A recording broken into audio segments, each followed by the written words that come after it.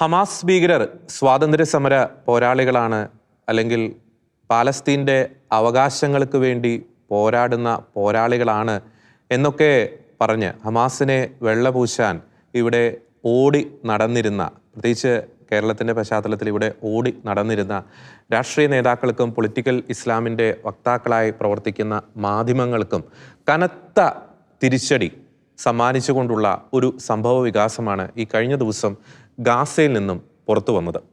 Hamas ഭീകരർ ഞങ്ങളുടെ നാട്ടിൽ നിന്നും എത്രയും വേഗം പുറത്തേക്ക് പോകൂ, നിങ്ങൾ ഭീകരരാണ്, ഞങ്ങളുടെ ദുരന്തങ്ങൾക്കെല്ലാം കാരണം നിങ്ങളാണ് എന്ന് ഉറക്കെ വിളിച്ചു പറഞ്ഞുകൊണ്ട് മുദ്രാവാക്യങ്ങളുമായി ഗാസയിൽ ജനങ്ങൾ തെരുവിലിറങ്ങി കഴിഞ്ഞിരിക്കുന്നു. എന്ത് ചേതോ വികാരമാണ് ഈ ഒരു ഘട്ടത്തിൽ ഹമാസിനെതിരെ ചിന്തിക്കുവാൻ, ഹമാസിനെതിരെ മുദ്രാവാക്യം വിളിക്കുവാൻ ഗാസയിലെ പാവപ്പെട്ട ജനങ്ങളെ പ്രേരിപ്പിച്ചത്? ഗാസയിലെ ജനങ്ങൾക്ക് ബോധമുദിച്ചു കഴിഞ്ഞിരിക്കുന്നു. എന്നാൽ ഇങ്ങ് കേരളത്തിൽ ഹമാസ് മാനസരായിട്ടുള്ള, ഹമാസ് ഫാൻസ് ആയിട്ടുള്ള രാഷ്ട്രീയ നേതാക്കൾക്കും സംഘടനകൾക്കും പൊളിറ്റിക്കൽ ഇസ്ലാമിനും എന്ന് ബോധം വയ്ക്കും? ഗാസയിലെ ഇപ്പോഴത്തെ സംഭവ വികാസങ്ങൾ നൽകുന്ന സൂചനകൾ എന്നൊക്കെ ഈ വിഷയങ്ങളാണ് നിലപാട് എന്ന ഈ ഒരു പ്രോഗ്രാമിലെ ഇന്നത്തെ എപ്പിസോഡിൽ ഞങ്ങൾ ചർച്ച ചെയ്യാൻ ആഗ്രഹിക്കുന്നത്. ഞാൻ ജോർജി, എന്നോടൊപ്പമുള്ളത് ലിയോ റോബിൻ. ഒടുവിൽ കൃത്യമായും പറയുകയാണെങ്കിൽ അനിവാര്യമായത് ഗാസയിൽ സംഭവിച്ചു എന്ന് തന്നെ നമുക്ക് വിശേഷിപ്പിക്കാൻ സാധിക്കും.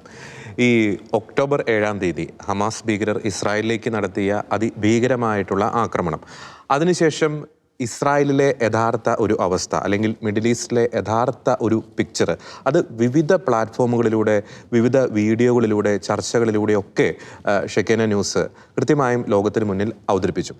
ആ വീഡിയോകളിലൂടെയൊക്കെ നമ്മൾ കൺവേ ചെയ്യാൻ ആഗ്രഹിച്ച, അല്ലെങ്കിൽ നമ്മൾ ലോകത്തോട് കൃത്യമായും തെളിവുകളുടെ അടിസ്ഥാനത്തിൽ കൺവേ ചെയ്യാൻ ആഗ്രഹിച്ച ഒരു കാര്യമുണ്ട്.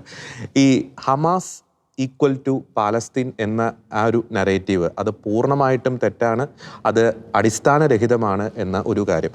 ഹമാസ് എന്ന് പറയുന്ന കൂട്ടർ അതൊരു പോരാളികളല്ല, സ്വാതന്ത്ര്യ സമര സേനാനികളല്ല, മറിച്ച് മുസ്ലിം ബ്രദർഹുഡ് എന്ന് പറയുന്ന ആ ഇസ്ലാമിക തീവ്രവാദ വിഭാഗത്തിൻ്റെ ഒരു കൊലയാളി വിഭാഗം തന്നെയാണ് ഹമാസ്. ഈ പാലസ്തീൻ ജനതയുടെ നിലവിലെ എല്ലാ ദുരവസ്ഥകൾക്കും കാരണം ഈ ഹമാസ് എന്ന് പറയുന്ന ഒരു ഭീകര സംഘടനയാണ് എന്ന ഒരു യാഥാർത്ഥ്യം നിരവധി തവണ നമ്മൾ പ്രേക്ഷകരുമായി പങ്കുവച്ചു. അതിനെ യഥാർത്ഥത്തിൽ സാധൂകരിക്കുന്ന വലിയൊരു കാര്യം തന്നെയാണ് ഇപ്പോൾ ഗാസയിൽ സംഭവിച്ചുകൊണ്ടിരിക്കുന്നത്. ഗാസയിലെ ജനങ്ങൾ തന്നെ, സാധാരണക്കാരായിട്ടുള്ള ജനങ്ങൾ തന്നെ ഹമാസ് ഭീകരർക്കെതിരെ പ്രതിഷേധവുമായി, മുദ്രാവാക്യവുമായി ആ തെരുവുകളിലൂടെ നടക്കുന്ന ഒരു കാഴ്ച. ഇവിടെ നമ്മുടെ കേരളത്തിലുള്ളവർക്കാണ് ഹമാസിനെ ഭീകരർ എന്ന് വിളിക്കാൻ നട്ടലില്ലാതെ പോയത്. ഈ ഹമാസിനിടയിൽ കഴിയുന്ന ജനങ്ങൾ തന്നെ ആ മുദ്രാവാക്യം വിളികൾ പരിശോധിക്കുമ്പോൾ ഹമാസിനെ ഭീകരർ എന്ന് അവർ വിശേഷിപ്പിച്ചിരിക്കുന്നു. ഹമാസ് എത്രയും വേഗം ഇവിടം വിട്ടു പോവുക, ഞങ്ങളുടെ ദുരന്തങ്ങൾക്ക് കാരണം നിങ്ങളാണ്, ഞങ്ങൾക്ക് ഹമാസിൽ നിന്നും സ്വാതന്ത്ര്യം നൽകുക എന്ന രീതിയിലുള്ള മുദ്രാവാക്യങ്ങളാണ്. അതിൽ പ്രായമായവരുണ്ട്, കുട്ടികളുണ്ട്, യുവജനങ്ങളൊക്കെയുണ്ട് ആ ഒരു പ്രതിഷേധ റാലിയിൽ, ഹമാസിനെതിരെ നടത്തിയ പ്രതിഷേധ റാലിയിൽ. അപ്പോൾ നമുക്കറിയാം, നമ്മൾ കഴിഞ്ഞ ദിവസത്തെ നിലപാട് പ്ലാറ്റ്ഫോമിൽ പറഞ്ഞൊരു കാര്യമുണ്ട്. ഈ ഹമാസ് ഭീകരർക്കായി കോഴിക്കോട് കടപ്പുറത്ത് ഒരു പ്രാർത്ഥനയൊക്കെ നടന്നു. ഗാസയിൽ ഹമാസിനെതിരെ പ്രതിഷേധം, ഇങ്ങ് കേരളത്തിൽ ഹമാസിന് വേണ്ടി പ്രാർത്ഥന. വളരെ വിരോധാഭാസമായിട്ടുള്ള ഒരു കാര്യം തന്നെയാണ്. ഒരു പക്ഷേ ഈ ഹമാസ് ഫാൻസിന് ചിലപ്പോൾ മനസ്സിൽ തോന്നിയേക്കാം, എൻ്റെ ഗാസ ഇങ്ങനെയല്ല, അല്ലെങ്കിൽ എൻ്റെ ഗാസ ഇതുപോലെയല്ല. നമ്മളൊരു ഫേമസ് ഒരു മലയാളം സിനിമ ഡയലോഗ് ഉണ്ടല്ലോ, ഒരുപക്ഷെ അവർക്കങ്ങനെ തോന്നിയാൽ ഒട്ടും തന്നെ നമുക്ക് അതിശയോക്തിയില്ല.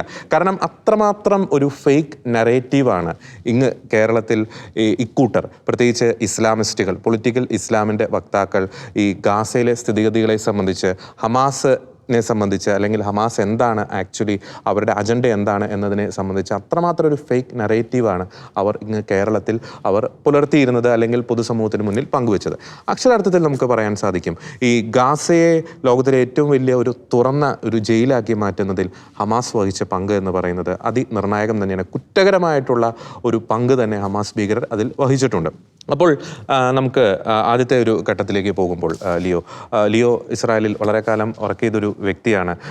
ഈ കൂട്ടർ പറയുന്ന ഒരു ഫേക്ക് ആയിട്ടുള്ള നറേറ്റീവ്, ഗാസയിലെ എല്ലാ ദുരന്തങ്ങൾക്കും കാരണം ഇസ്രായേലാണ്, ഈ ഗാസയിലെ ജനങ്ങളെ അങ്ങ് സാധാരണക്കാരായിട്ടുള്ള ജനങ്ങളെ അങ്ങ് വരിഞ്ഞു മുറുക്കി അവരെ പട്ടിണിക്കിട്ട് കൊല്ലുന്ന ഭീകരരാണ് ഇസ്രായേൽ എന്ന ഒരു നറേറ്റീവാണ് പലപ്പോഴും ഇവരുടെ കൊഴിലൂത്തുകാരായിട്ടുള്ള മാധ്യമങ്ങളിലൂടെയും സാമൂഹ്യ മാധ്യമ അക്കൗണ്ടുകളിലൂടെയും ഒക്കെ നമുക്ക് കേരള സമൂഹത്തിന് ലഭിച്ചിരുന്നത്.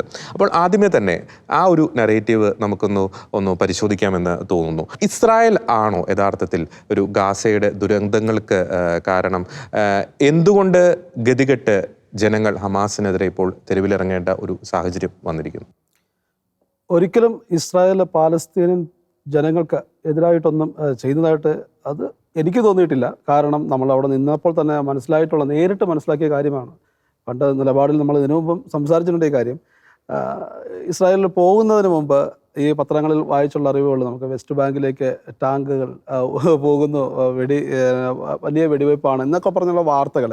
പക്ഷെ അവിടെ നേരിട്ടെന്ന് കണ്ടപ്പോൾ നേരെ തിരിച്ചുള്ള ആ ഒരു എക്സ്പീരിയൻസ് ആണ് നമുക്കുള്ളത്. പ്രത്യേകിച്ച് വെസ്റ്റ് ബാങ്കിൽ നിന്ന് ഇസ്രായേലിലേക്ക് ദൈനംദിന ജോലിക്കായിട്ട് എത്തിയിരുന്ന 90,000 പേരോളമാണ് ഈ ബോർഡർ ക്രോസ് ചെയ്ത് ഇസ്രായേലിലേക്ക്. അത് തോട്ടത്തിലെ പണിയുണ്ട്, ഈ കൺസ്ട്രക്ഷൻ ഫീൽഡിലെ പണിയുണ്ട്, അതുപോലെ തന്നെ മറ്റ് ഹോട്ടൽ മേഖലകൾ, ക്ലീനിങ് തൊഴിലാളികൾ, ഈ വലിയ വലിയ ഹോസ്പിറ്റലുകളിലെ ക്ലീനിങ് മുഴുവൻ അധികവും അറബ്സാണ് ചെയ്യുന്നത്. അതും പാലസ്തീനിൽ നിന്ന് വെസ്റ്റ് ബാങ്കിൽ നിന്ന് വരുന്നവർ.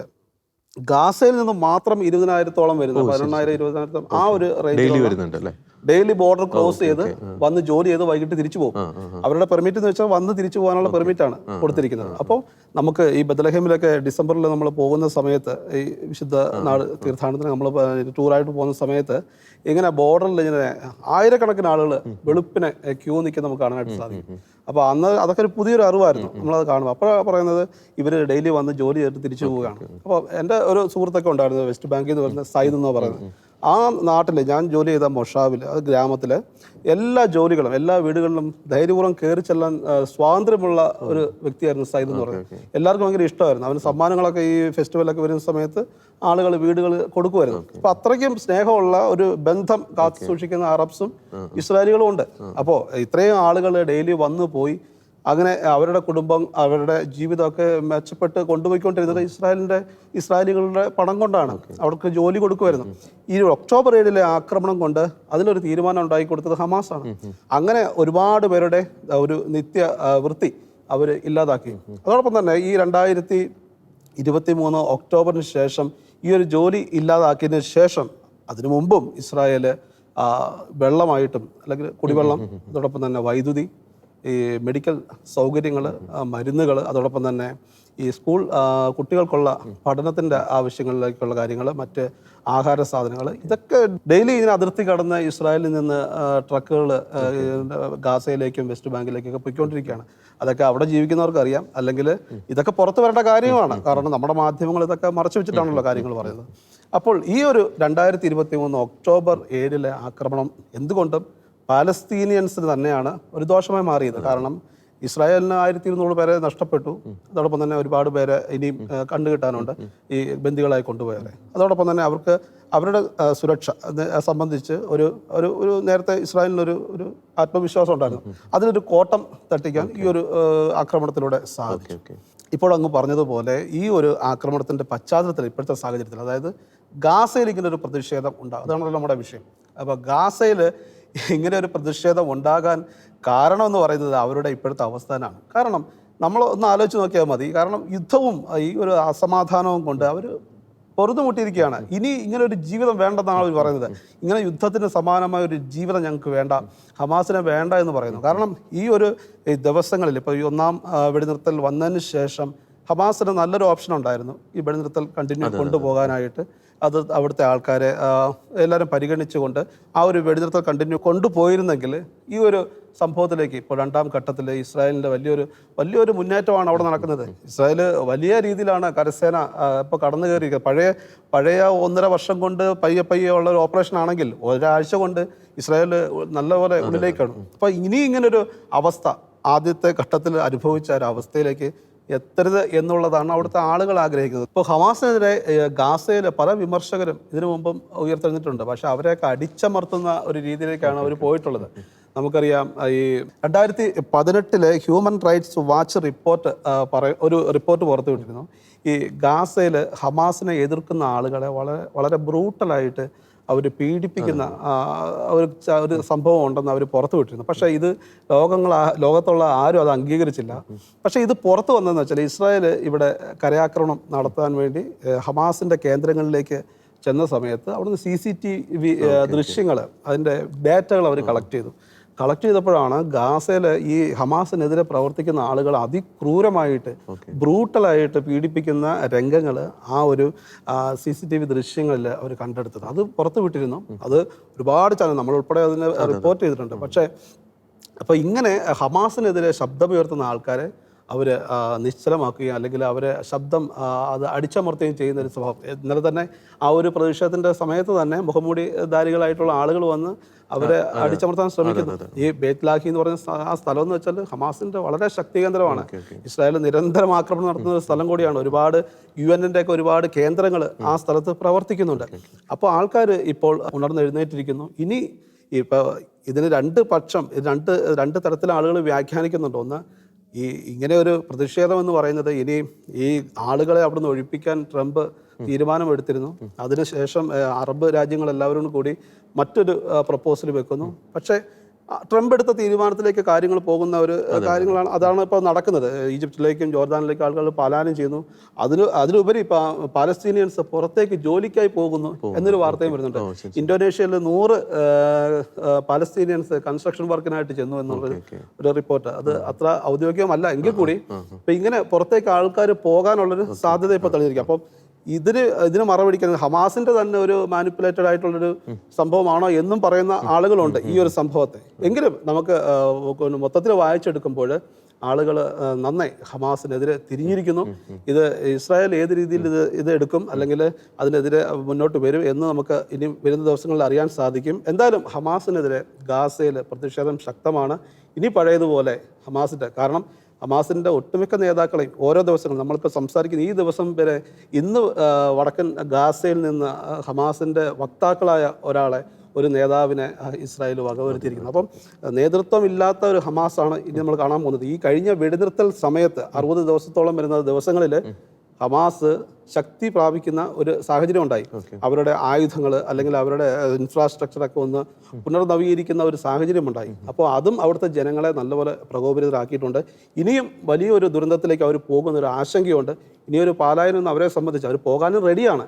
അവർ ഈ ഇസ്രായേലിൻ്റെ പദ്ധതി പ്രകാരം, അതായത് പോകാൻ അവരെ യാത്രാ ചെലവടക്കം വഹിക്കുന്ന ഒരു പദ്ധതി ഇസ്രായേൽ കാറ്റ്സ് പ്രഖ്യാപിച്ചിട്ടുണ്ട്.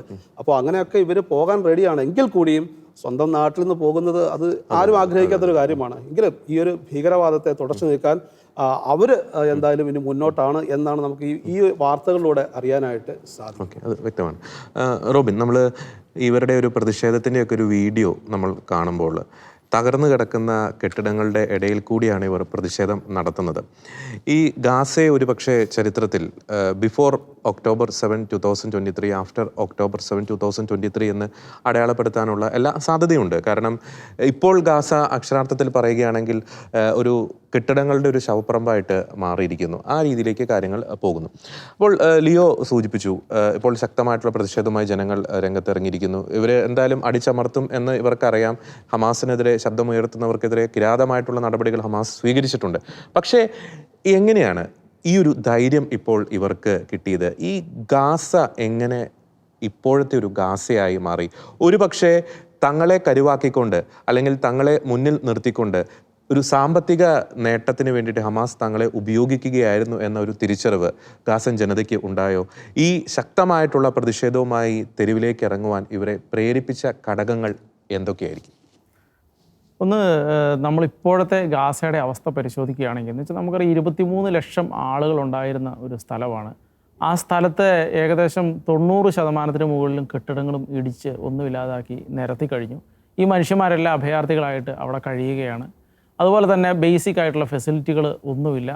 അങ്ങനെ ഭയങ്കരമായിട്ട് നരകിക്കുന്ന അവസ്ഥയിലാണ്. ഏകദേശം 50,000 മുകളിൽ ആളുകൾ മരിച്ചു. ഓർക്കുക, എത്രയും ഫാമിലികളിൽ നിന്നും എത്രയോ ആളുകളുടെ മരണം അവർക്ക് കാണേണ്ടി വന്നു. അതുകൂടാതെ തന്നെ ലക്ഷക്കണക്കിന് ആളുകൾ പരിക്കേറ്റ് കിടക്കുന്ന അവസ്ഥയുണ്ട്. ഇങ്ങനെയെല്ലാം വളരെ ഗുരുതരമായ അവസ്ഥയിലൂടെ ഇവർ കടന്നു പോകുന്നു എന്നുള്ളതാണ് ഇപ്പോഴത്തെ പ്രസൻറ്റ് അവസ്ഥ എന്ന് പറയുന്നത്. ഇനി നമ്മൾ അതിനെ പല വശങ്ങളിലൂടെ ഒന്ന് അനലൈസ് ചെയ്യുകയാണെങ്കിൽ ഇപ്പോൾ ഇസ്രായേലിൻ്റെ ഭാഗത്തു നിന്നാണെങ്കിൽ ഇസ്രായേൽക്കാർ പറഞ്ഞൊരു കാര്യമുണ്ട്. ഞങ്ങൾ പലപ്പോഴും ഈ ജനങ്ങളോട് വളരെ വളരെ മയത്തിലാണ് ഇവർ പെരുമാറിക്കൊണ്ടിരുന്നത്. എന്ന് വെച്ചാൽ ഇവർ ഓരോ സ്ഥലത്തേക്ക് ആക്രമണം നടത്താൻ നേരത്തും ഇവർ കൃത്യമായിട്ട് ജനങ്ങളോട് ചെന്ന് പറയും, നിങ്ങൾ ഇവിടെ നിന്ന് ഇന്ന സ്ഥലത്തേക്ക് ഞങ്ങൾ നിങ്ങൾക്ക് പ്രൊട്ടക്ഷൻ തരും, ഞങ്ങളുടെ പ്രൊട്ടക്ഷനിലൂടെയാണ് നിങ്ങളെ മാറ്റുന്നത് എന്ന് പറഞ്ഞ് ഇവർ കൃത്യമായി പ്രൊട്ടക്ഷൻ കൊടുത്തു. അപ്പോൾ അവർ തന്നെ പറയുന്നൊരു സാഹചര്യമുണ്ട്, ഈ മനുഷ്യരെ പലപ്പോഴും എല്ലാവരെയും നല്ലവരാണ് എന്ന് കരുതാൻ കഴിയില്ല. കാരണം എന്ന് വെച്ച് കഴിഞ്ഞാൽ ഹമാസ് 10-20 വർഷത്തിന് മുകളിലായിട്ട് ഇവിടെ ഭരിക്കുന്നു. ഈ ഭരിച്ചത്രയും കാലം ഇവരുടെ മുകളിൽ വിഷം കുത്തിവെച്ച് ഈ ഇസ്രായേലിനെതിരെ എന്ന് വെച്ചാൽ അവർ പറയുന്നത് ഇങ്ങനെയാണ്, എന്ന് വെച്ചാൽ ഇസ്രായേൽ മോൺസ്റ്റേഴ്സ് ആണ് എന്നുള്ളൊരു രീതിയിൽ, എന്ന് വെച്ചാൽ അവരെ കൊല്ലുക എന്നുള്ളതാണ് നമ്മൾ ജീവിക്കണമെങ്കിൽ അവരെ കൊന്ന് ഇല്ലാതാക്കുക എന്നുള്ളത് മാത്രമാണ് ഏക വഴി. അങ്ങനെ മാത്രമേ നമുക്ക് ചെയ്യാൻ, എന്ന് വെച്ചാൽ അതുപോലെ തീവ്രമായ വിദ്വേഷം കുത്തിവെച്ച് ഇത്രയും കാലം കൊണ്ട് ഈ ബ്രെയിൻ വാഷ് നടത്തിയാണ് ഈ ജനങ്ങളെ ഈ കോലത്തിലേക്ക് ഹമാസ് എത്തിച്ചതെന്നുള്ളത്. എന്ന് വെച്ചാൽ അപ്പോഴും ഹമാസിന് എതിർപ്പ് ഇപ്പോൾ ആക്രമണം നടത്തുന്നതിന് മുന്നേ തന്നെ ഈ ഗാസയിൽ ഹമാസിനോട് എതിർപ്പുള്ള ആളുകളുണ്ട് എന്നുള്ളത് ഒരു വാസ്തവം തന്നെയാണ്. അപ്പോൾ ഇസ്രായേൽക്കാർ പറയുന്ന ഈ പ്രൊട്ടക്ഷൻ ഇവർ കൊടുക്കുമ്പോൾ തന്നെ ഞങ്ങളുടെ പോലും ജീവൻ ഡേഞ്ചർ ചെയ്താണ് ഞങ്ങൾ ഈ പ്രൊട്ടക്ഷൻ കൊടുക്കുന്നതെന്നാണ് ഇവർ പലപ്പോഴും പറയുന്നത്. അപ്പോൾ ഏറ്റവും ഉദാഹരണം പറയുകയാണെങ്കിൽ ഈ കഴിഞ്ഞ ദിവസം വലിയൊരു ആക്രമണം നടന്നു. ആ വലിയ ആക്രമണം നടക്കുന്നതിന് മുന്നേ അതിൻ്റെ ഉള്ളിൽ IDF ഒരു ഓഫീസർ പറഞ്ഞ ഇപ്രകാരമാണ്, എന്ന് വെച്ചാൽ ഇവരോട് ചെന്ന് പറഞ്ഞു, ഈ ഭീകരരുണ്ടെന്ന് ഉള്ള ആക്രമണം നടത്താൻ പോകുന്ന സ്ഥലത്തേക്ക് ചെന്ന് പറഞ്ഞു, നിങ്ങളുള്ള സ്ഥലത്ത് നിന്നും 3 റോക്കറ്റുകൾ ഇസ്രായേലിലേക്ക് വന്നിട്ടുണ്ട്, അതുകൊണ്ട് ഞങ്ങളിവിടെ ആക്രമണം നടത്താൻ പോകുകയാണെന്ന് കൃത്യമായ നിർദ്ദേശം കൊടുത്തു. സാധാരണക്കാരായ മനുഷ്യരോട് അവിടെ നിന്ന് മാറാൻ പറഞ്ഞു. അന്നേച്ചിട്ടാണ് ഇവർ ആക്രമണം നടത്തിയത് എന്നുള്ളതാണ്. അപ്പോൾ ഈ ജനങ്ങളോട് ഇസ്രായേൽ സൈനികർ ഇടപെട്ട ഒരു രീതിയുണ്ട്. ആ രീതി ഈ ജനങ്ങളെ ശക്തരാക്കി പ്രതിഷേധത്തിന് ശക്തരാക്കി എന്നുള്ള ഒരു കാര്യം നമ്മൾ ഫസ്റ്റ് ഓഫ് ഓൾ മനസ്സിലാക്കിയത്. കാരണം എത്രയൊക്കെ ഈ ആളുകളെ ഈ ഇസ്രായേലിനെ വിമർശിക്കുമ്പോൾ പോലും ഇസ്രായേൽ ഇവരോട് കാണിച്ച ഒരു അപ്രോച്ച് ഈ ജനങ്ങൾക്ക് ഒരു ഇമ്പാക്റ്റ് ഉണ്ടാക്കി എന്നുള്ളത് ഒന്നാമത്തെ വസ്തുതയാണ്. രണ്ടാമത്തെ വസ്തുത, ഇവിടുത്തെ ജനങ്ങൾ പറഞ്ഞത് ഈ കഴിഞ്ഞ ദിവസം നടത്തിയ ഡെമോൺസ്ട്രേഷനിൽ കുറച്ച് ആളുകൾ മാത്രമേ ഉണ്ടായിരുന്നുള്ളൂ. പക്ഷേ അത് മുന്നോട്ട് പോകും തോറും ഇത് സൈസ് വർദ്ധിച്ചു വരുന്നു എന്നാണ് പറയുന്നത്. ഏകദേശം 3000-ഓളം ആളുകൾ, ഏകദേശം കുറച്ച് 10-100 താഴെ ആളുകൾ നടത്തി തുടങ്ങിയ ആ ഡെമോൺസ്ട്രേഷൻ 3000-ഓളം ആളുകളുണ്ടായിരുന്നു അവസാനിക്കാനായപ്പോഴത്തേക്കും എന്നാണ് അവർ പറയുന്നത്. വെച്ചാൽ അതുപോലെ ആളുകൾ ഇതിലോട് കൂടുതൽ. അപ്പോൾ അവർ പറയുന്നൊരു കാര്യം, ഒന്ന് അവർക്ക് വിദ്യാഭ്യാസത്തിൻ്റെ ഫെസിലിറ്റികളില്ല, 2 അവിടെ അടിസ്ഥാന സൗകര്യങ്ങൾ ഇസ്രായേൽ ഇപ്പോൾ കട്ട് ചെയ്തു, അതിന് ബുദ്ധിമുട്ട് അനുഭവപ്പെടുകയാണ്. പിന്നെ അതുപോലെ തന്നെ ഇവരുടേതിൻ്റെ ഉള്ളിൽ തന്നെ ക്യാൻസർ അടക്കമുള്ള അസുഖങ്ങൾ ബാധിച്ചേക്കുന്ന പല ഫാമിലി മെമ്പേഴ്സ് ഉണ്ട്.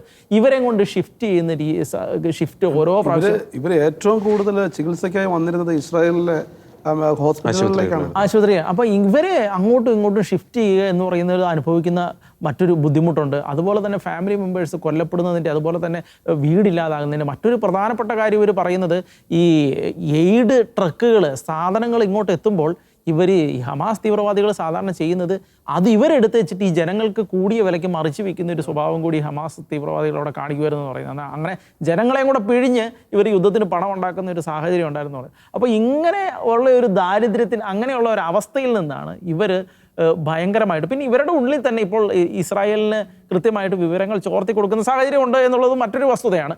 അപ്പോൾ ഇങ്ങനെയുള്ള ഈ ദുരിതത്തിൻ്റെ ഇടയിൽ നിന്ന് ആണ് ഈ ജനങ്ങൾ ഇത്രയും എത്തിയത് എന്നുള്ളത്.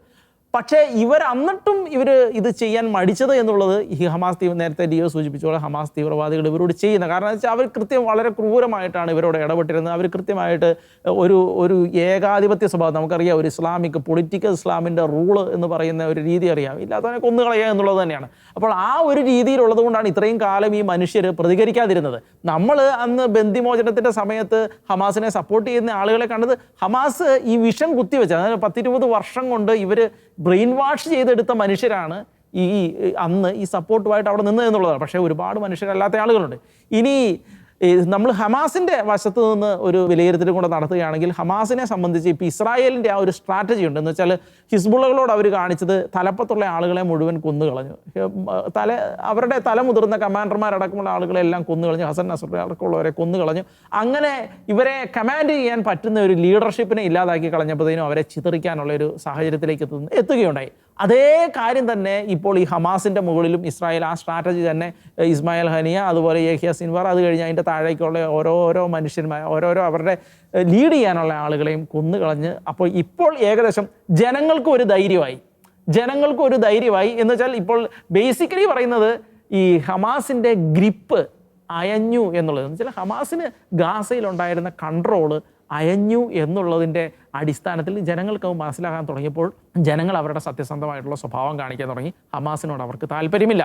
കാരണം ഹമാസ് അവർക്ക് ചെയ്തു വെച്ചേക്കുന്ന അവസ്ഥ എന്ന് പറയുന്നത്, കാരണം ഇനി ആ ജനതയ്ക്ക് എന്ന് തിരിച്ചു വരാൻ കഴിയുമെന്ന്, എന്ന് പഴയ ഒരു ജീവിതത്തിലേക്ക് തിരിച്ചു വരാൻ കഴിയുമെന്നുള്ള ഒരു പ്രതീക്ഷ അവർക്കൊരു സ്വപ്നം പോലും ഇല്ല അതിനെക്കുറിച്ച്, എന്ന് കഴിയും എന്നുള്ളതിനെക്കുറിച്ച്.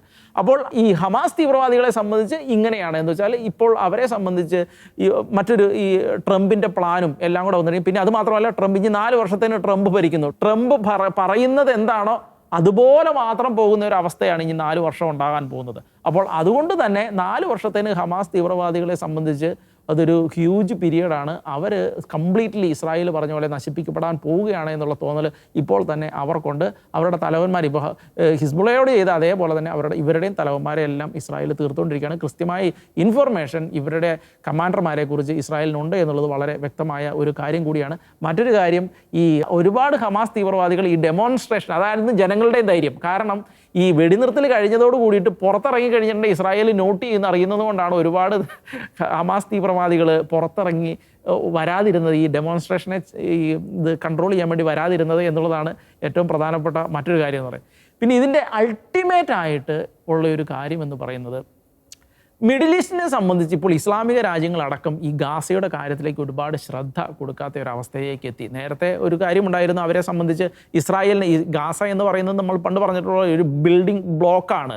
ഇസ്രായേലിന് വിശാലമായ ഒരു ഇസ്രായേൽ, അതുമല്ലെങ്കിൽ ഇസ്രായേലിൻ്റെ ഒരു സാമ്പത്തിക ഒരു ഉന്നമനം ഈ മേഖലയിലെല്ലാം ആധിപത്യം സ്ഥാപിക്കാനുള്ളതിന് ഇപ്പോൾ ഈ പലസ്തീനാണെങ്കിലും അപ്പുറത്ത് ഹമാസ് തീവ്രവാദികളാണെങ്കിലും സിറിയയിൽ ഉള്ള വിഘടനവാദി ഗ്രൂപ്പുകൾ, അതുപോലെ തന്നെ ഇവിടെ ഹമാസ് തീവ്രവാദികൾ, ഇവരെല്ലാം ചുറ്റിനും നിന്ന് ബ്ലോക്ക് ചെയ്യുന്ന ഒരു സാഹചര്യം ഉണ്ടായിരുന്നു.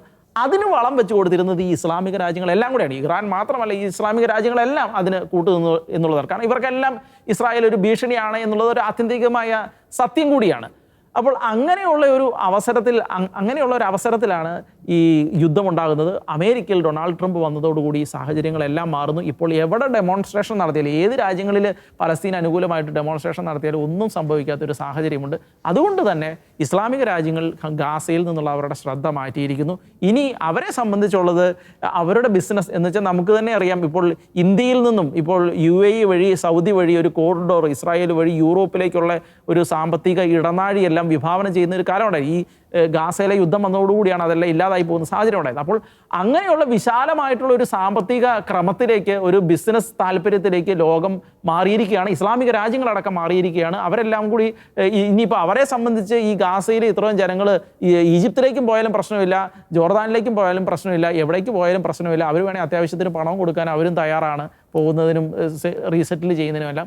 അവരെ സംബന്ധിച്ച് ബിസിനസ് മോട്ടീവ്സ് ആണ് ഏറ്റവും പ്രധാനപ്പെട്ടത്, ആ ഒരു വളർച്ചയാണ് ഏറ്റവും പ്രധാനപ്പെട്ടത്. അതുകൊണ്ട് തന്നെ അവരും ഇനി ഗാസയെ സപ്പോർട്ട് ചെയ്യാൻ സാധ്യതയില്ല. ഇസ്രായേലിനെ സംബന്ധിച്ച് ട്രംപ് നമുക്കറിയാം ഹെവി ബോംബുകൾ അടക്കം കൊണ്ടേ വെച്ചിട്ടുണ്ട്.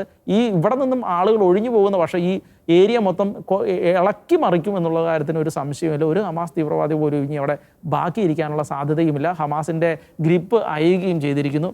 ഇനി സംഭവിക്കാൻ പോകുന്നത്, ഇസ്രായേൽ അതിൻ്റെ വലിയ സ്വപ്നങ്ങളുമായി മുന്നോട്ട് പോകും. ഗാസയിലെ പ്രശ്നം എന്ന് പറയുന്നത് പണ്ടത്തെ പോലെ ഒരു സബോർഡിനേറ്റ് പ്രശ്നമായി മാത്രം അവിടെ നിലനിൽക്കും.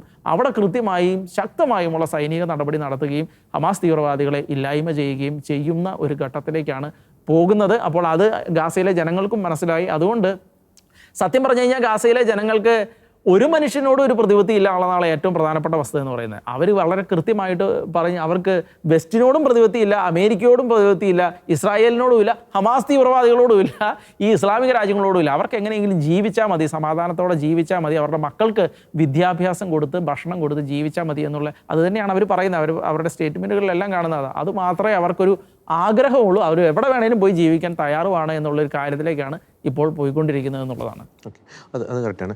രണ്ടൊന്ന് കാര്യം കൂടി നമ്മൾ ഈ ഒരു വിഷയം ചർച്ച ചെയ്യുമ്പോൾ പരാമർശിക്കേണ്ടതുണ്ട്. അതായത് ഈ ഗാസ ആ ഒരു വിഷയം അല്ലെങ്കിൽ ഇസ്രായേൽ പാലസ്തീൻ പ്രശ്നം അതിൻ്റെ ഒരു ഫോക്കൽ പോയിന്റിൽ നിൽക്കുന്നത് ഈ ഒരു ഗാസയാണ്. അപ്പോൾ ഈ ഗാസൻ വിഷയം, ഗാസയിലെ ജനങ്ങളുടെ വിഷയങ്ങൾ അത് എപ്പോഴും ഇങ്ങനെ കത്തിച്ച് നിർത്തുക എന്നത് പൊളിറ്റിക്കൽ ഇസ്ലാമിൻ്റെ ഒരു അജണ്ട തന്നെയാണ്. കാരണം ഒരു സെൻട്രൽ പോയിന്റിൽ അവരുടെ ഒരു എതിരാളി എന്ന രീതിയിൽ ഒരു സെൻട്രൽ പോയിന്റിൽ അവർ കാത്തു സൂക്ഷിക്കുന്നത് അല്ലെങ്കിൽ അവരുടെ പൊളിറ്റിക്കൽ ഇസ്ലാമിൻ്റെ വളർച്ചയ്ക്ക് എല്ലാ തരത്തിലും സാമ്പത്തികമായിക്കോട്ടെ അല്ലെങ്കിൽ മറ്റ് പല രീതിയിലായിക്കോട്ടെ ഒരു ആക്കം കിട്ടുന്നത് അല്ലെങ്കിൽ ഒരു ബൂസ്റ്റിംഗ് കിട്ടുന്നത് ഒരു ഇസ്രായേൽ വിരുദ്ധത ലോകം മുഴുവൻ ഇങ്ങനെ പ്രചരിപ്പിച്ച് അല്ലെങ്കിൽ ഒരു എരവാദം ഈ ഗാസയെ മുൻനിർത്തി പൊളിറ്റിക്കൽ ഇസ്ലാമിൻ്റെ ഒരു എരവാദം നന്നായി ഇവർ കളിക്കുന്നുണ്ടായിരുന്നു പൊളിറ്റിക്കൽ ഇസ്ലാമിൻ്റെ വക്താക്കൾ. അതുകൊണ്ട് തന്നെയാണ് ഗാസയിലെ വിഷയം അത് ഇങ്ങനെ പരിഹരിക്കപ്പെടാതെ പോകണം എന്ന ഒരു കാര്യത്തിൽ കൃത്യമായിട്ടുള്ള ഒരു കണിശത ഈ ഹമാസ് ഭീകരർക്ക് ഉണ്ടായിരുന്നു. കാരണം ഇങ്ങനെ ഒരു എരവാദത്തിലൂടെയാണ് അവർ സാമ്പത്തികമായിട്ടും നേട്ടം കൊയ്യുന്നത്. നമുക്കറിയാം ഗാസ എന്ന് പറയുന്ന ഒരു ഭൂമി ഞാൻ മനസ്സിലാക്കുന്നിടത്തോളം എല്ലാ കാര്യത്തിലും ഉപ്പുട്ട് കർപ്പൂരം വരെയുള്ള കാര്യം നേരത്തെ ലിയോ സൂചിപ്പിച്ചു. ഒരു ആശുപത്രി കേസ് ആയിക്കോട്ടെ അതിന് വരെ ഇസ്രായേലിനെ അല്ലെങ്കിൽ മറ്റ് ഇടങ്ങളിലെ ജനങ്ങളെ, പ്രദേശങ്ങളെ, രാജ്യങ്ങളെ ആശ്രയിക്കേണ്ട ഒരു നാടാണ് ഗാസ. ഒരു പ്രൊഡക്ടിവിറ്റി അവിടെ നടക്കുന്നില്ല എന്നാണ് ഞാൻ മനസ്സിലാക്കുന്നത്. അതുകൊണ്ട് തന്നെ പക്ഷേ ഗാസയിലെ ആ ഒരു സ്ഥിതി എടുത്ത് നാം നോക്കുമ്പോൾ അവിടെ വളർന്നുകൊണ്ടിരിക്കുന്നത് ഈ ഹമാസ് ഭീകരരാണ്. ഈ ബന്ദിമോചനമൊക്കെ ആയിട്ട് ബന്ധപ്പെട്ട് പല വീഡിയോസിൽ അത്യാധുനിക ആയുധങ്ങൾ, തോക്കുകൾ, ഇപ്പോൾ ഒക്ടോബർ 7-ാം തീയതിയൊക്കെ ഇവിടെ നടത്തിയ ആക്രമണത്തിൻ്റെയൊക്കെ ദൃശ്യങ്ങൾ കണ്ടു. അതിന് അവരുപയോഗിച്ച വാഹനങ്ങൾ, അതായത് ഈ ഭീകരർ മാത്രം ഇങ്ങനെ വളർന്നുകൊണ്ടിരിക്കുന്നു. ആ വളർച്ച അവർക്ക് എങ്ങനെ ലഭിച്ചു?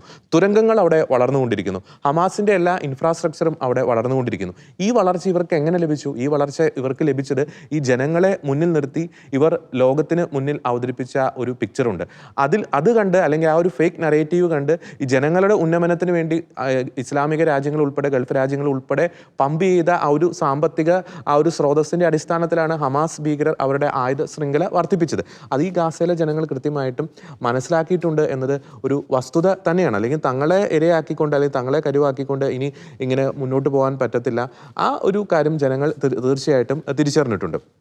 ഇനി രണ്ടാമത്തെ ഒരു കാര്യം റോബിൻ പറഞ്ഞതുപോലെ ഒരു യുദ്ധഭൂമിയിൽ ആരാണ് കൂടുതൽ കരുണ കാണിക്കുന്നത് ആ വ്യക്തിക്ക് കുറെ കൂടി ഒരു സൈക്കോളജിക്കലായിട്ടുള്ള ഒരു അപ്പർ ഹാൻഡ് കിട്ടാൻ സാധ്യതയുണ്ട്. ഇപ്പം റോബിൻ പറഞ്ഞ വളരെ കൃത്യമായിട്ട് പോയിന്റ്. അതായത് ഒരു ആക്രമണം നടത്തുമ്പോൾ ഇസ്രായേൽ ചെയ്തത് എന്താണ്, ഹമാസ് ചെയ്തത് എന്താണ്?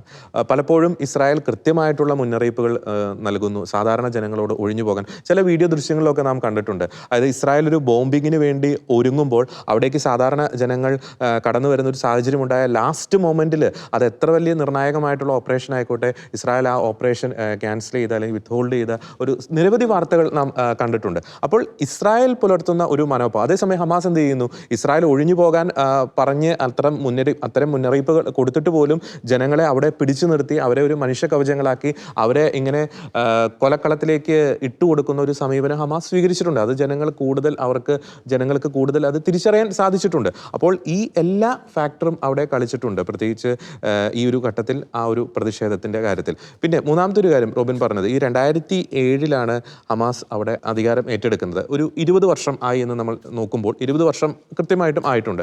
അപ്പോൾ ഒരു തലമുറയുടെ ഒരു കാലഘട്ടം. പലപ്പോഴും ഇവരുടെ കുഞ്ഞുങ്ങളിലേക്ക് കുത്തിവെച്ച ഒരു വിഷമുണ്ട്. അതായത് അമ്മിഞ്ഞപ്പാലിനൊപ്പം തന്നെ ഇവർ കുത്തിവെക്കുന്ന ഒരു കാര്യമുണ്ട്, ഇസ്രായേൽ വിരുദ്ധത. അത് വലിയ രീതിയിൽ അവിടെ സ്വാധീനം ചെലുത്തിയിട്ടുണ്ട്. ഇപ്പോൾ വളർന്നു വരുന്ന ഒരു തലമുറയെ സംബന്ധിച്ചിടത്തോളം വലിയ രീതിയിലൊരു സ്വാധീനം അവരുടെ ഇടയിൽ കൃത്യമായിട്ടും വന്നിട്ടുണ്ട്. പക്ഷേ അത് ഒരുപക്ഷെ ഗ്രൗണ്ട് റിയാലിറ്റി ആണെങ്കിൽ പോലും യുദ്ധാനന്തര ഒരു സാഹചര്യത്തിൽ ഒക്ടോബർ 7-ന് ശേഷം അവിടെ നടന്ന ഒരു സംഭവ വികാസങ്ങൾ അവർ സൂക്ഷ്മമായി നിരീക്ഷിക്കുമ്പോൾ തങ്ങൾ ധരിച്ചു വെച്ച ചില നറേറ്റീവ് തെറ്റായിരുന്നു എന്ന ഒരു ചിന്ത ചിലരുടെ ഉള്ളിലെങ്കിലും വന്നിട്ടുണ്ട് എന്നതൊരു യാഥാർത്ഥ്യം തന്നെയാണ്. പിന്നെ മറ്റൊരു കാര്യം, ഇപ്പം ലിയോ പറഞ്ഞു, അവിടെ ഗാസയിലുള്ള ജനങ്ങൾ അവിടെ ഇസ്രായേലിലേക്ക് വന്ന് വർക്ക് ചെയ്തിരുന്നു ഒക്ടോബർ 7-ന് മുമ്പ്. പക്ഷേ ആ വർക്ക് ചെയ്ത ജനങ്ങളെ അല്ലെങ്കിൽ ആ വർക്ക് ചെയ്ത ജനങ്ങളുടെ മറവിൽ തീവ്രവാദികൾ ഇസ്രായേലിനിട്ട് പണിയുന്ന ഒരു സാഹചര്യം ഉണ്ടായിട്ടുണ്ട് അല്ലേ? ആ ഒക്ടോബർ 7-ലെ ആക്രമണത്തിന് സഹായിക്കുന്ന ചില ബ്ലൂ പ്രിന്റുകൾ ആ പ്രദേശത്തിൻ്റെ ഒരു ഘടന തന്നെ മനസ്സിലാക്കുന്ന രീതിയിലേക്ക് ഹമാസ് ഭീകരർ ചിലരെയെങ്കിലും ഉപയോഗിച്ചിട്ടുണ്ട്. അതായത് ഇസ്രായേൽ ഗാസയ്ക്ക് നൽകിയ ഒരു കരുതലിനെ ഹമാസ് ഭീകരർ മിസ്യൂസ് ചെയ്തിട്ടുണ്ട്. അതാണ് തങ്ങളുടെ ദുരവസ്ഥയ്ക്ക് കാരണം എന്ന ഒരു ചിന്താഗതിയിലേക്ക് ഇവർ വന്നിട്ടുണ്ട്. അതുകൊണ്ട് തന്നെ എനിക്ക് തോന്നുന്നു ഗാസയിലെ ജനങ്ങൾക്ക് ഒരു ബോധം വെച്ചിട്ടുണ്ട്. ഇന്ന് കേരളത്തിലെ നമ്മുടെ പല ഇസ്ലാമിസ്റ്റ് മനോഭാവമുള്ളവർക്കും പൊളിറ്റിക്കൽ ഇസ്ലാമിൻ്റെ വക്താക്കൾക്കും ഇതുവരെ ബോധം വെച്ചിട്ടില്ല. ഇനി ബോധം വെക്കുമോ എന്ന് നമുക്ക് അറിയില്ല. കാരണം ഒക്ടോബർ 7 ശേഷം നടന്ന പാലസ്തീൻ ഐക്യദാർഢ്യ റാലികളിലൊക്കെ ഹമാസിനെ ആരായിരിക്കും കൂടുതൽ സപ്പോർട്ട് ചെയ്യുന്നത് എന്ന തരത്തിൽ മത്സരിക്കുകയായിരുന്നു നമ്മുടെ ഇവിടുത്തെ പല രാഷ്ട്രീയ നേതാക്കൾ. ഈ ഗാസൻ നിവാസികൾക്ക് ഒരു കാര്യത്തിലുള്ള വിഷമം ഉണ്ടായിരിക്കും. കാരണം വെച്ചാൽ ഈ പാലസ്തീനിയൻസിൻ്റെ ഇപ്പോൾ പറയുന്ന പോലെ അപ്പൻ്റെ വീട്ടുകാർ ഗാസയിലായിരിക്കും, അമ്മയുടെ വീട്ടുകാർ ഇസ്രായേലിലായിരിക്കും. അങ്ങനെ ഒരു സംഭവമുണ്ട്. അതായത് ഇവരുടെ കുടുംബത്തിലെ പല ആൾക്കാരും പല ഭാഗങ്ങളിൽ ചിതറിക്ക് കിടക്കുകയാണ്. ഒന്നുകിൽ വെസ്റ്റ് ബാങ്കിലായിരിക്കും, ഗാസയിലായിരിക്കും, പകുതി ഇസ്രായേലിലായിരിക്കും. അപ്പോൾ ഇസ്രായേലിലുള്ളവർ അനുഭവിക്കുന്ന ഒരു സന്തോഷവും സുഖമുണ്ട്. ഗവൺമെൻറ്റിൻ്റെ എല്ലാ ആനുകൂല്യങ്ങൾ, നിർബന്ധിത സൈനിക സേവനമൊന്നുമില്ല. അത് ഒരു പ്രായം കഴിഞ്ഞാൽ പെൺകുട്ടികൾക്കായാലും ആൺകുട്ടികൾക്കായാലും സൈനിക സേവനം ചെയ്യാം, ട്രെയിനിങ്ങിന് പോവാം. അത് അറബ്സ് ഒരുപാട് പേര് സൈന്യത്തിൽ പ്രവർത്തിക്കുന്നുണ്ട്. ഇപ്പോൾ ഇസ്രായേലിൻ്റെ ഹോളിഡേയ്സ് ഒക്കെ വരുമ്പോൾ നമുക്കത് മനസ്സിലാവുന്ന വെച്ചാൽ ഇസ്രായേലിൻ്റെ ഹോളിഡേയ്സ് വരുന്ന സമയത്ത് യഹൂദരായിട്ടുള്ള സൈനികരും പോലീസ് ഉദ്യോഗസ്ഥരൊന്നും ഡ്യൂട്ടി ചെയ്തില്ല. അന്ന് ഡ്യൂട്ടി ചെയ്യുന്നത് അധികവും ഈ റിലീജിയസ് അല്ലാത്ത യഹൂദരും ഈ Arab Muslims, Arab Christians, juice എന്നൊക്കെ പറയുന്നത് ആ സമുദായത്തിൽപ്പെട്ട ആളുകളായിരിക്കും ഈ യഹൂദ ഹോളിഡേയ്സിൽ ഇസ്രായേലിലെ സുരക്ഷയൊക്കെ നോക്കുന്നത്. അപ്പോൾ നമുക്ക് അങ്ങനെ തിരിച്ചറിയാൻ സാധിക്കും. അപ്പോൾ കൂടുതലും ജെറുസലേമിൻ്റെ ഈ സുരക്ഷാ കാര്യങ്ങളൊക്കെ നോക്കുന്നത് കൂടുതലും അറബ്സിനെയാണ് ഇസ്രായേൽ ഏൽപ്പിച്ചിരിക്കുന്നത്. കാരണം അറബ്സുമായിട്ട് സംസാരിക്കാനും അവരെ കാര്യങ്ങൾ ഈ ഇങ്ങനത്തെ പ്രശ്നങ്ങളൊക്കെ ഉണ്ടെങ്കിൽ ദൂരീകരിക്കാനൊക്കെ കൂടുതലും ഈ ഇസ്രായേലിൻ്റെ നമ്മൾ ഓൾഡ് സിറ്റിയുടെ ഒക്കെ ചുമതല കൂടുതൽ അറബ്സ് ആയിട്ടുള്ള സൈനികരാണ് ചെയ്യുന്നത്. അപ്പോൾ ലാസ്റ്റായിട്ട് പറയുന്നത് ഇപ്പോൾ ഈ 2007 ഹമാസ് വന്നതിന് ശേഷം എന്ത് പ്രൊഡക്റ്റാണ് ഗാസയിൽ ഉണ്ടാക്കിയതെന്ന് പറഞ്ഞാൽ തുരങ്കങ്ങൾ മാത്രമേ ഉണ്ടാക്കിയിട്ടുള്ളൂ. തുരങ്കങ്ങൾ തീവ്രവാദികൾക്ക് താമസിക്കാനും അവർക്ക് യാത്ര ചെയ്യാനും ഗാസൻ മെട്രോ എന്നാണ് പറയുന്നത് ഈ തുരങ്ക ശൃംഖലയ്ക്ക്. അത് 60 മീറ്റർ വരെ 100 മീറ്റർ വരെ ഭൂമിക്കടിയിലാണ്. അത് ഇപ്പോൾ പുറത്തു വന്ന ബന്ദികൾ പറയുന്നത് നമുക്ക് കണ്ടുപിടിക്കാൻ സാധിക്കാത്ത തരത്തിലുള്ള ആഴത്തിലാണ് അവർ തുരങ്കങ്ങൾ നിർമ്മിച്ചിരിക്കുന്നത്. കറക്റ്റാണ്. കാരണം നമ്മൾ കഴിഞ്ഞ ദിവസം UN-ൻ്റെ ഒരു പ്രോഗ്രാം നിലപാടിൽ ചെയ്തല്ലോ. UN ഇവരുടെ ഹെഡ് ക്വാർട്ടേഴ്സ് തന്നെ സ്ഥിതി ചെയ്യുന്നത് UNRWAയുടെ ആ ഒരു കെട്ടിടത്തിൻ്റെ താഴെയായിരുന്നു. അപ്പോൾ ആ കെട്ടിടത്തിൽ നിന്നാണ് ഇവർക്ക് ഇലക്ട്രിക് സപ്ലൈയും കാര്യങ്ങളൊക്കെ കൊടുത്തിരുന്നത്. അപ്പോൾ അത് ഈ പറയുന്ന തുരങ്കങ്ങൾ അതിനുപയോഗിച്ച പണത്തിൻ്റെ ഒരു അംശമെങ്കിലും ഗാസയിലെ ജനങ്ങളുടെ ഉന്നമനത്തിന് ഉപയോഗിച്ചിരുന്നതിന് ഗാസ പണ്ടേ സ്വർഗമായി തീർന്നേനെ എന്നൊരു കാര്യം നമുക്ക് വളരെ വ്യക്തമായിട്ടും പറയാൻ സാധിക്കും. നിലപാട് ഈ ഒരു പ്രോഗ്രാമിലെ ഇന്നത്തെ എപ്പിസോഡിൽ ഞങ്ങൾ ചർച്ച ചെയ്തതുപോലെ ഗാസയിലെ ജനങ്ങളുടെ ദുരന്തങ്ങൾക്ക്, പ്രതിസന്ധികൾക്ക്, അവർ ഇപ്പോൾ അനുഭവിച്ചു കൊണ്ടിരിക്കുന്ന നരക യാതനകൾക്ക് എല്ലാം ഉത്തരവാദി എന്ന് പറയുന്നത് പൊളിറ്റിക്കൽ ഇസ്ലാമിൻ്റെ വക്താക്കളായി പ്രവർത്തിക്കുന്ന ഇസ്ലാമിക തീവ്രവാദ സംഘടനയായ, ഇസ്ലാമിക ഭീകര സംഘടനയായ ഹമാസ് എന്ന് പറയുന്ന ആ കൂട്ടർ തന്നെയാണ്. മനുഷ്യത്വരഹിതമായിട്ടുള്ള ഒരു വന്യമൃഗങ്ങളെ പോലും ലജ്ജിപ്പിക്കുന്ന രീതിയിലുള്ള കൊടും ക്രൂരതകളാണ് ഗാസയിലെ ജനങ്ങൾക്ക് നേരെ അവർ ഈ കഴിഞ്ഞ നാളുകളിൽ അഴിച്ചുവിട്ടുകൊണ്ടിരിക്കുന്നത്.